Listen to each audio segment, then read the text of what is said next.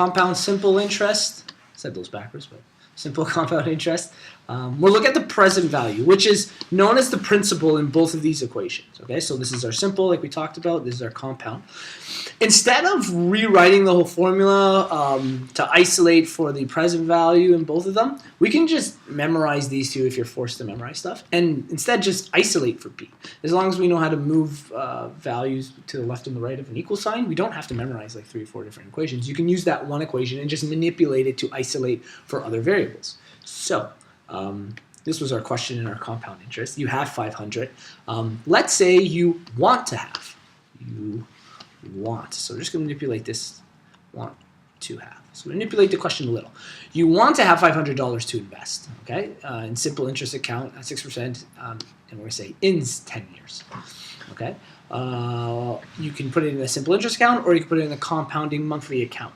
So we're going to calculate how much we have to put in right now for in 10 years us to have $500, okay. Just like 2-3 little words really change it from being a future to a present value question. You okay with that idea? Mm-hmm. Yeah? Okay, so let's go down and make some room since we just did the other one. Okay, so our simple interest was AP1 plus RT.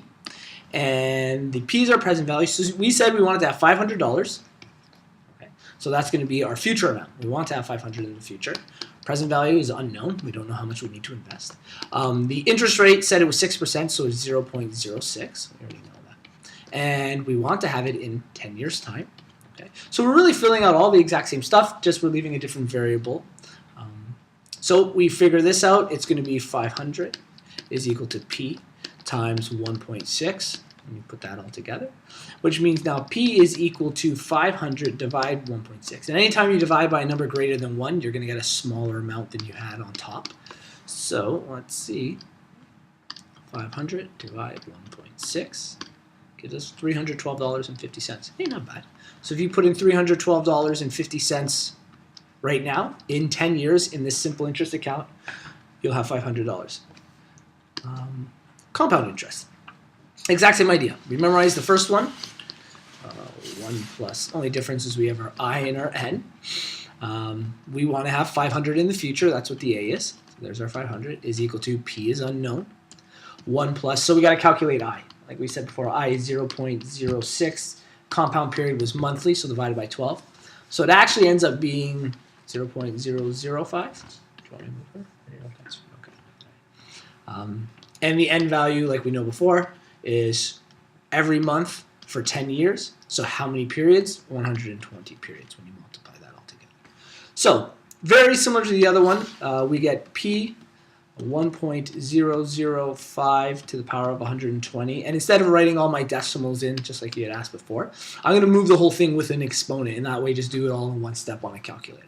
So P will be equal to 500 divided by 1.005 to the power of 120. And that will give us our present value, how much we need to invest right now. So 500 divided by, and I'll have to put it in brackets, 1.005 to the power of 120 is equal to 274.81. 274.81.